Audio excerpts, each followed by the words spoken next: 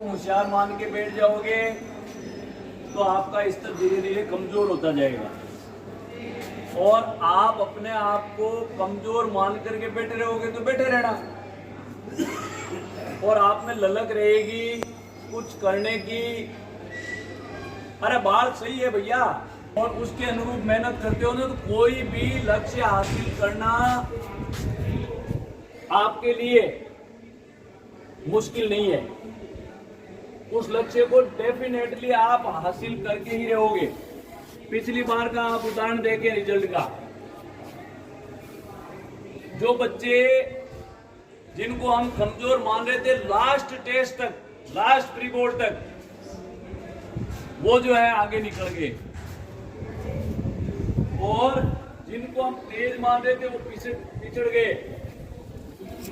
एक सबसे बड़ी बात है, जब आप टेस्ट देते हो, प्री बोर्ड टेस्ट देते हो, बड़ा टेस्ट देते हो, परीक्षा देते हो, तो आपको अपना कॉन्फिडेंस मजबूत रखना है। मतलब जब भी आप टेस्ट देने के लिए बैठो, परीक्षा देने के लिए बैठो, तो आप मन में चाहे आपको नहीं भी आता है ना तो भी ये धार के बैठो कि मैं सब करूंगा, सब मुझे आता है।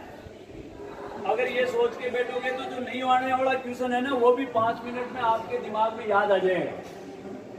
और एक जाते ही पेपर को देखा और एक क्वेश्चन आपको नहीं आने वाला, दूर आने वाला, यार क्वेश्चन तो आएगा मन तो हवे को नहीं, अब मारो कहीं हुई, अब मैं पेपर कैसे करूंगा, ये गलत हो जाए। इससे आपके बहुत ज्यादा साइड इफेक्ट हो, फिर हाथ पांव जो है आपके फूल जाएंगे और सही काम नहीं कर पाओगे आप। कॉन्फिडेंस मजबूत रखो और मेहनत करते जाओ। केवल दिखावा करने से कुछ नहीं होना है।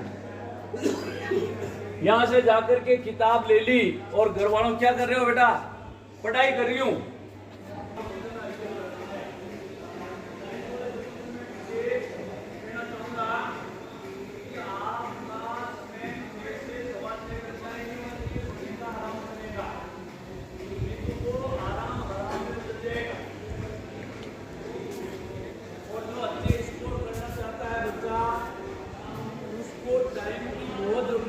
होशियारी है।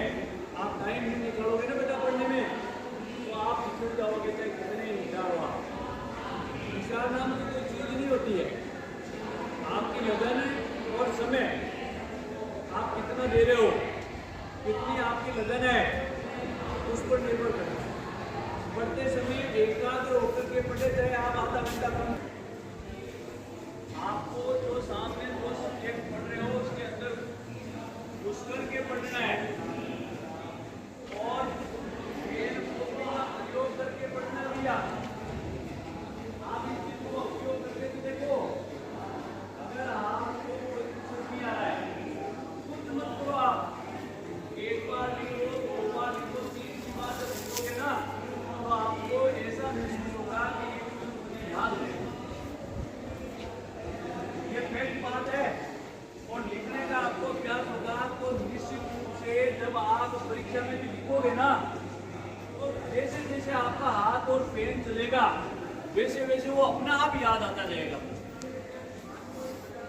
और लिखने की प्रैक्टिस नहीं है और आपको सब कुछ आता है और वह लिख नहीं पाओगे तो फिर कोई सारांश वाली बात नहीं होगी। इन टाइम में आप प्रश्न पेपर नहीं कर पाते हो, सब कोई तकलीफ हो गई, मन तो वो पर्सन जो है याद को नहीं हो और 12 आए को, ये सब बहाने और सफाई देने का काम है। वास्तविकता कुछ और ही है। अभी पिछली बार हमने यहाँ इस प्रोग्राम में कहा था कि भाई जो बच्चा 95 या 95 प्लस लाएगा और आगे इस संस्था में अध्ययन करेगा। क्यों सर ये कहा था? इस संस्था का मतलब है 12वीं करने के बाद में महाविद्यालय भी इसी संस्था का है। 12th करने वाला बच्चा भी महाविद्यालय इसी संस्था